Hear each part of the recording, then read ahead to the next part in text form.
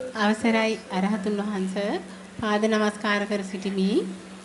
මගේ මේ ප්‍රශ්නය මඟ වඩාගෙන යද්දී ඇතිවෙන මේ හීන වීරිය ආරද්ධ වීරිය පසුබහලා හීන වීරියක් මතුවෙනවා. ඔය විඥාණයට යට වෙනවා. හිතට වහල් වෙනවා, හැඟීමට වහල් වෙනවා, විඥාණයට යට වෙනවා. විඥානයේ වංචක ධර්ම වටිනවා කියලා විඥාණයට ආහාර හොයාගන්න. එතකොට වීරිය හීන වෙනවා. අර ආරද්ධ වීරියෙන් නැති වෙනවා.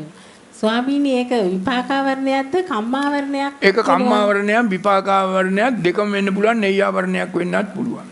අනන්ත සංසාරේ ගත කරපු මොන හරි මොකක් හරි විඥාණයට හිතට වහල් වෙලා හැඟීමට වහල් වෙලා විඥාණයට යට වෙනවා. මායාවේ උගලට යට වුණා. ස්වාමීනි එතනදී කරන්න තියෙන්නේ සතර කමඨහන්. එතනදී නිවැරදිවම ප්‍රායෝගිකවම යුගනද්දවම සතර කමඨහන් නිවැරදිවම මරණානුසති බුද්ධානුසති වඩන්න. වැඩුව ගමන් අර විඥාණයට යටත් වෙන්නේ නැහැ. හැඟීමට වහල් වෙන්නේ නැහැ. එහෙමයි දෙවෙනි ප්‍රශ්නේ ස්වාමින් වහන්සේ